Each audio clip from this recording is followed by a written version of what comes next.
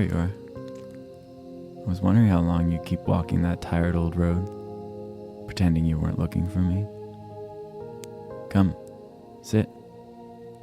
There's a fire waiting for you.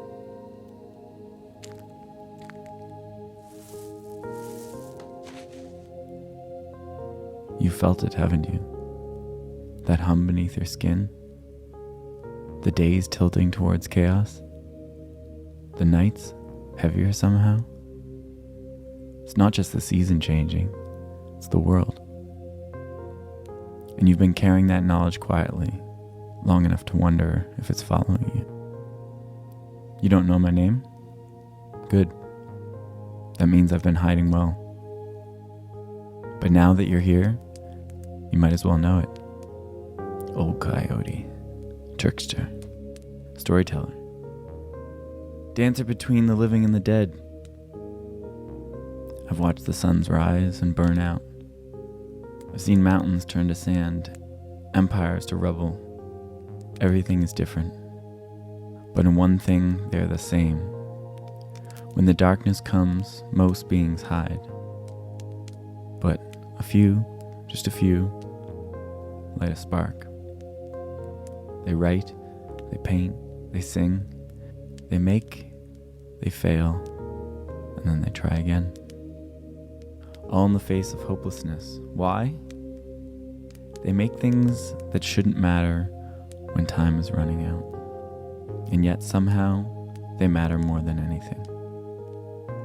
I've seen such sparks catch fire, change fates, and turn despair into something else entirely.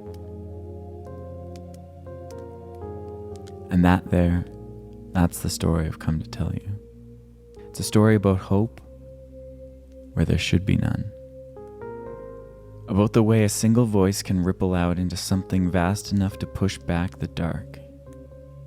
And if you're here, it's because you have a part in it too. So listen closely, traveler. This story is a spark. But sparks are fragile and dangerous if handled carelessly. There are those who rather see it snuffed out than see it passed along. So listen closely. If you want to hear the rest, you'll have to promise me one thing. When the fire burns low and the story is done, you won't forget it. I'm giving it to you because I think you'll guard it, keep it alive, feed it with your own breath until it grows. And if you do, and if you carry it through the cold nights ahead, it just might be enough to change everything. Now, let's begin.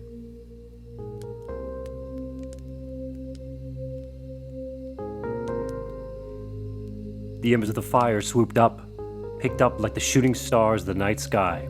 The fire crackled as the coyote sighed and smiled. The chirping of the crickets resumed as you relaxed by the fire.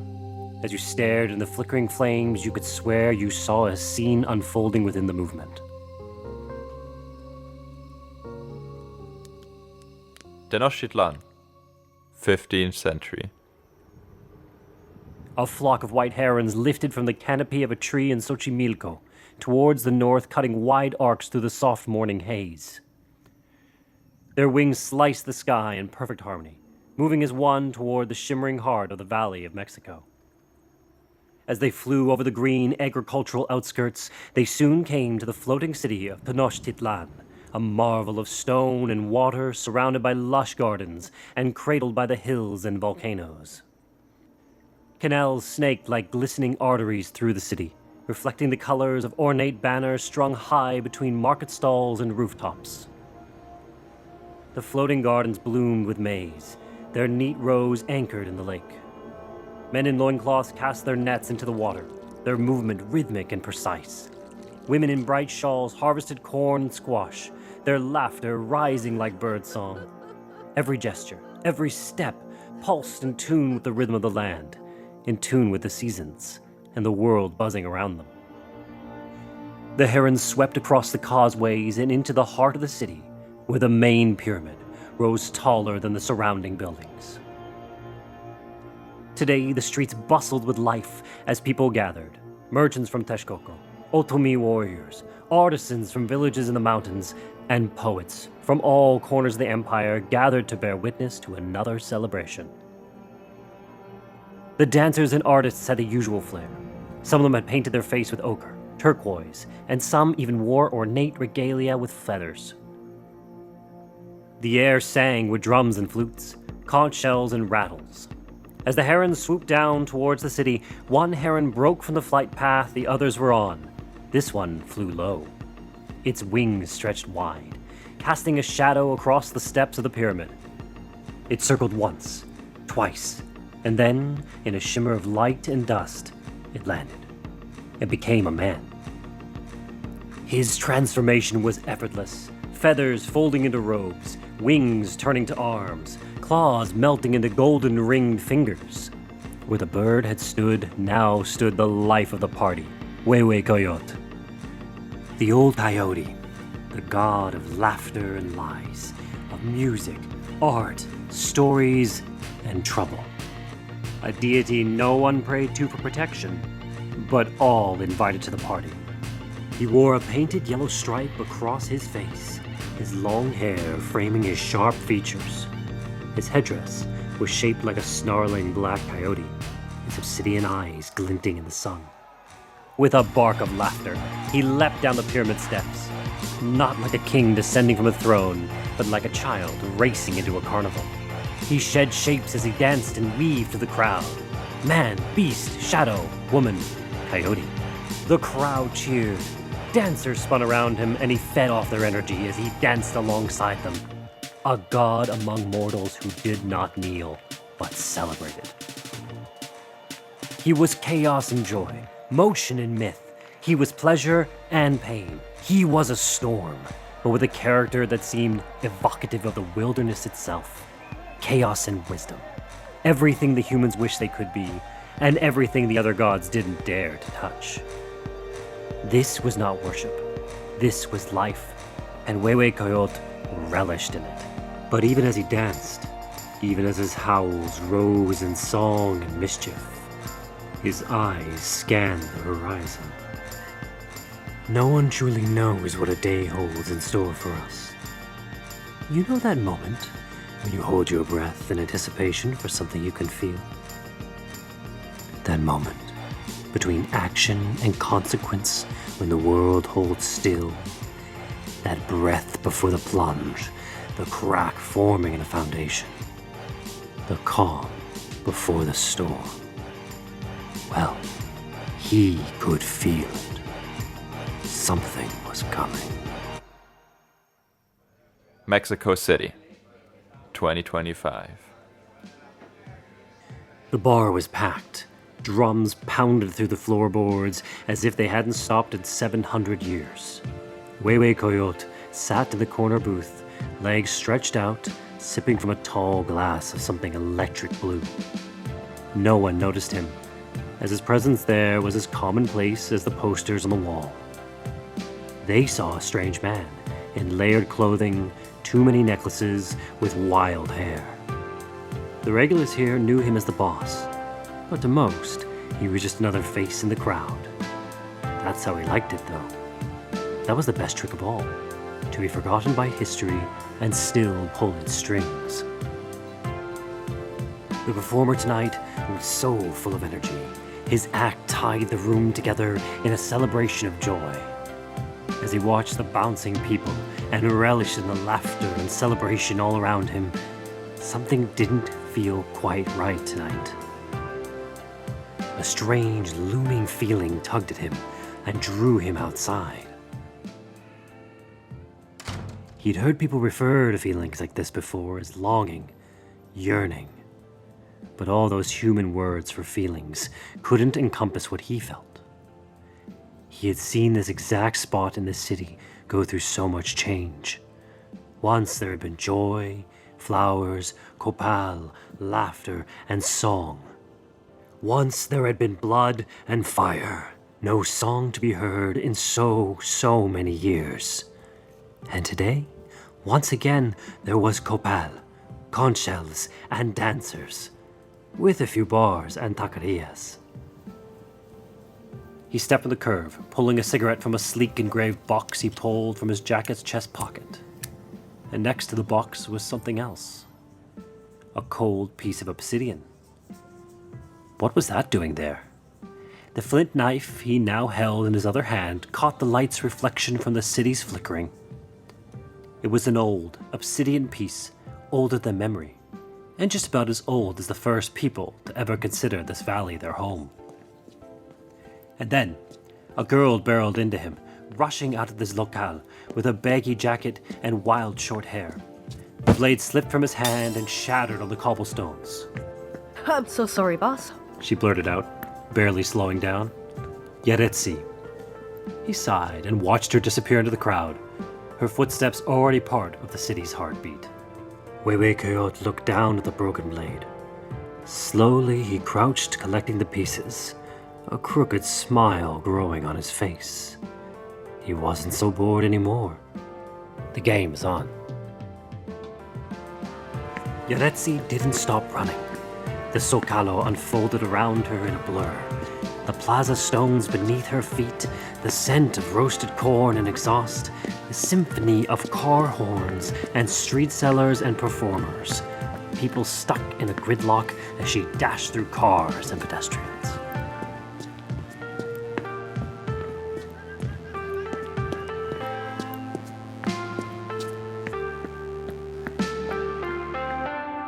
Themo stared out the window of the bus as it eventually made its way into the city's heart.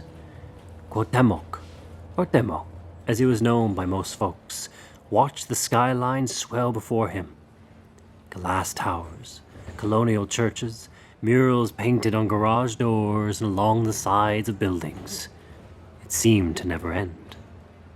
The closer they got, the more the knot in his stomach twisted, and Themo recognized this feeling as part fear, part hope. Cities like this had gravity. You didn't just arrive. No, you were pulled into an orbit. The bus hissed to a halt. Themo stood, stretching limbs stiff from the long ride, and slung his duffel bag over one shoulder. He held a worn leather jacket in the other hand, and as his boots hit the pavement, he took a whiff of the air of his new home and coughed. He wore a flannel shirt layered over a graphic tee with a Mexica skull print, silver chain catching the sun, leather cuffs around each wrist. His hair was tousled, shaved on the sides, wild on top, as if he'd cut it himself over a sink with a limited view of the mirror. It suited him somehow. He reached for his phone. Before he could do that, he was met with a pressing feeling, literally. Someone had restrained him, and he felt his feet depart the pavement. Hey! Oh my god. Yaretsi?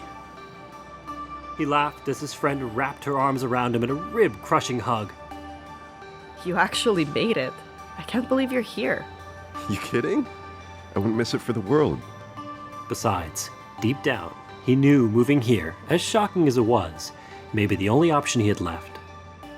She pulled back, wiping away a stray tear before grabbing his bag. Don't you have more luggage? Themo shook his head. Sold most of it. Gave the rest away. I'm starting fresh, right? Everything I need is here. Anything that can't be replaced came with me. Yaretsi led him through the Zocalo, weaving between families, street artists, and traffic to get to a narrow building tucked between a convenience store and a colonial wall. A hostel, a bar, a venue all mashed into one. The Coyote's Den. The neon sign flickered above the doorway, casting violet light across the sidewalk. Inside, guitars hung from the walls. A few arcade machines lined the wall between the bar and the bathroom, and voices rose in song and laughter. Themo could feel the excitement in the air drawing him in. Well, this is it. I pulled some strings and got you a room upstairs. And a job if you want it. Just don't make me regret it. If you don't want the job, boss said you're able to stay here for a few days while you find something to help you get on your feet. Themo blinked. His mind raced with the anxieties he'd faced when thinking of moving to a new city, and how much weight would be lifted off him with this new possibility. It's as if his prayers were answered within hours of arrival in his new home. Are you serious? Yes, of course. Yaretsi handed him a shot of mezcal from behind the bar. First one's on the house. Boss says, welcome to the city. This place reeked of alcohol, cheap cologne, and sweat, but also was drenched in something else. Promise. No one knew him here. No one expected anything of him, and for the first time in years, he could breathe a proper sigh of relief. Yaretsi had always seen him. Now he finally found the courage to see himself. Salaja, his hometown, felt like a distant dream. Although he had just left the day before, he was so ready to let go. That wasn't his life. It was a life lived by someone else. He remembered the weight of it as he glanced over to the Yaretsi, walking out of the bar door towards the city. He remembered the judgmental glances, the cold silences, the suffocating expectations. There he had worn a name that never fit, smiled a smile that never reached his eyes. He had memorized a performance so well he had nearly forgotten he was acting. But today, things would change. Or maybe tomorrow, after he'd filled his stomach and caught up with his friend. They walked through the city, devouring tortas so good they made him groan out loud. Then came esquites on sticks, maize topped with lime, chili, cheese, and what might have been magic. They ate like they hadn't eaten in days, reminiscing on old stories from their youth and laughing until their ribs hurt. Oh, it was always a joy to be near each other. They had a connection that felt so much more profound than any friendship Themo had ever had before. And the time spent apart made him realize what a big part of himself he was missing in a way. It had been nearly a year since he'd seen her, but with how they talked, it didn't feel as if any time had passed. Hours flew by, and the sun began to rise into a new day, ending their bar-hopping catch-up. But Yaretsi still had plans, and a sight to show Themo. The elevator inside the skyscraper rose higher and higher, each floor ticking past like a countdown. Themo and Yaretsi stood shoulder to shoulder, silent now, tired, their faces slightly flushed with alcohol and glee. Through the glass, the city spread outward, cloaked in the first rays of a new day. It sprawled before Themo like an infinite grid of light in history. Mountains hovered in the distance like ancient gods, which they once cradled. For a moment, Themo imagined what life here used to be like. He squinted his eyes to observe the volcanoes. Themo pressed his forehead to the glass. I had no idea it was this big. Yaretsi smirked, happy to see Themo's wonder. You haven't even seen the best part. At the very top, the wind whipped through his hair, carrying the scent of tamales and flowers and burning sugar from a stand 3 blocks away. The golden sunlight pooled across rooftops, catching in glass towers and tiled domes. And there it was, the Zocalo, bathed in sunlight. Something inside him remembered. Imagine what this place must have looked like when the pyramids still stood.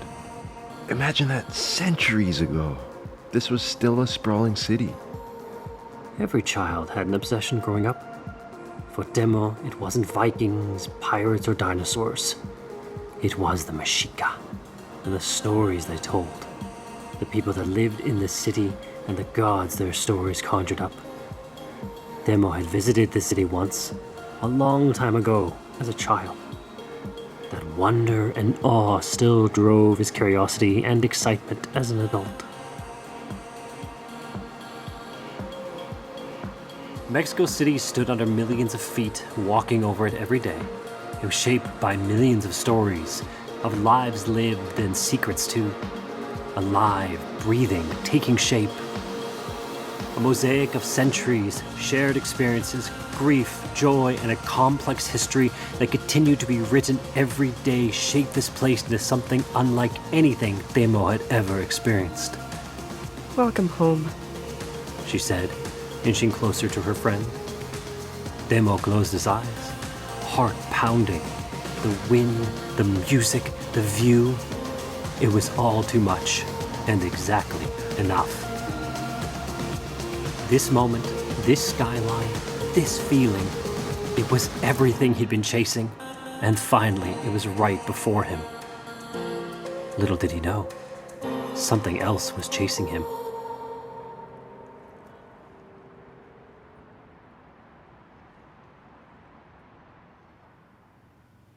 That night, at the Coyote's den.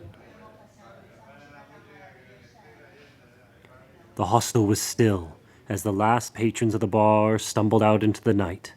The door closed behind Huehuecoyotl. He carefully pushed open a creaking door leading to his personal space in the hostel. As he sat in his office, he let out a sigh as he laid out the pieces of the shattered flint knife one by one, ensuring nothing was left behind. All accounted for. Good. He shoved and pushed the desk back further to reveal an old, tattered carpet, sun-stained with time and a few spots from careless nights and one too many drinks. Beneath this carpet was a trapdoor, its warped boards worn smooth by centuries of hands and feet. Cold, damp air drifted up from below, carrying the scent of wet stone.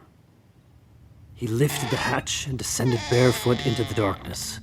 With each step, the city's hum faded, replaced by the slow drip of unseen water. The walls closed in, ancient stone laid in the days of Tenochtitlan, when these tunnels connected temples, causeways, and secret chambers. The stairs ended at a low archway, opening into a chamber lit by a single glittering torch. Here lay the shore of Mictlan's black waters, the boundary between the living and the dead. The sky overhead was a sheet of dull obsidian, starless and unbroken. Huehuecoyotl stood at the edge, jackal-headed, his broad silhouette carved against that eternal darkness. His tail swayed faintly, as if listening for something far away. Huehuecoyotl walked forward in his half-coyote form, shell bead at his ankles clicking softly. Old friend. I did not expect you. Or perhaps I hoped you wouldn't show your face here yet. You know, he's still hunting you. You wound me, dear friend. I come bearing news, and maybe even hope. Hope? That is a luxury Tezcatlipoca ground into dust long ago. I've not forgotten what he's done, what he's taken. Nor have I. Which is why I think we need to act quickly, to take back what is ours. From his medicine bag sitting at his hip, he drew a crimson cloth and unwrapped it. Inside lay the shattered flint knife. The shards gleamed in the torchlight, jagged and bright, reflecting the warm light from its cold edges. Each fragment seemed to hum faintly, like a slow, distant heartbeat. The Tekpat. I thought it was lost when Tenochtitlan fell. Do you remember this? Refresh my memory. It fell from the sky in the time before the first sun. No one knew from where. Only that when it struck the earth it shattered. And from each shard, a god emerged. Huitzilopochtli rose from one. Tlaloc from another. Even you and I from its pieces. The flint knife was a seed of creation itself. Its cuts were what carved the paths of rivers, split mountains, and opened the first wombs of the earth. Caverns and valleys all the way down to Mictlan. Huehuecoyotl turned a shard between his fingers, the light dancing along its edge. And the first to wield it was who again? Huehuecoyotl's gaze hardened. That damn trickster knew what he was doing. But through gritted teeth now, Huehuecoyotl spoke. Tezcatlipoca. He raised it not to create, but to destroy. He struck down Quetzalcoatl with it, tore his heart from his chest, and scattered his breath to the corners of the world. That was the first time the Tekpat tasted the blood of the divine. And not the last. No. For millennia, it remained in the hands of gods. Until the day mortals found it, as they were busy ransacking our city. They knew nothing of its name. They only saw how it cut through stone, through bone, through anything. And with it, they killed Tenochtitlan. I still remember her screams. If you listen closely, you can still hear it. The earth has never stopped screaming since. She was the earth's mother. She carried the lakes, the mountains, the breath of every field and forest in her. When the Spaniards strove to take pots into her heart, her blood poured into the lake, and something awful and unrecognizable crawled out of it. What was born from Tenochtitlan's blood was a horror even the most destructive gods couldn't dream up. Monsters created by the human hand through slaying our mother. Who could even conceive of such a thing? Well, when we needed him the most, Tenochtitlan vanished. The gods who sought him out to help fight these monsters were met with cruelty. I hide here, but I know that he dragged many of us down here to Mictlan. And no one knows what has become of the gods he's captured. Charlotte, a god of monsters and a guide to the Underworld, seemed shaken by the horrors of what he was implying. These monsters were in their infancy back then. Now, their kind is more powerful, more bloodthirsty, and most importantly, more clever. Huehuecoyot's grin faded to something smaller, sharper. If this nightmare began with mortal hands, then perhaps it must end with mortal hands too. If they can destroy, they can also rebuild. The Dickpot's shards are not inert. They call to those who can wield them. But the gall is dangerous. The same hands that could heal the wound could just as easily tear it wider. You've seen what it can do in human hands, Coyote. Then I will choose carefully. I will take care of these humans. I will hide them where Tezcatlipoca and his monsters will never look. In plain sight, among mortals. Since he's already turned his back on them, he won't see it coming. I will light a fire in them that will ignite something new. You've always played with fire, Coyote. This one could burn the world to cinders. Good. Maybe the fire will keep the darkness back long enough to fight the monsters lurking within it. For a moment, only the lap of the black waters filled the space. Then from far above, a faint, guttural screech drifted down to the stone. Wet, unnatural, not of the living world. Huehuecoyotl paused on the steps. His ears swiveled toward the sound. It's begun. He murmured and exchanged glances with Charlotte. A silent understanding between the two gods lingered between them.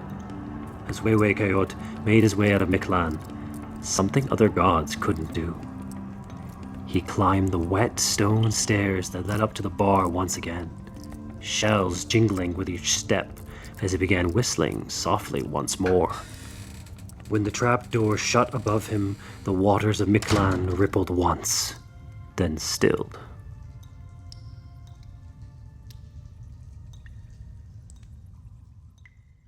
The Sixth Sun is a project by Coyote Studio, written and illustrated by Abigail Roscoe, produced by Liv Kurt. Music composed by Liv Kurt, with additional tracks provided by Rich O'Coin. Rich also voices Huehuecoyotl by the campfire, and you can hear more of his music on his upcoming album, Synthetic Season 4, releasing October 31st. Narration and additional Huehuecoyotl voice acting by Hans Potter. Themo voiced by Ross Lee. Yeretsi voiced by Abigail Roscoe, Charlotte voiced by Jamal Kuykendall. Character design, illustration, and visualization by Abigail Roscoe, and additional artwork provided by the talented The Goose Dragon and Kaya's Workshop.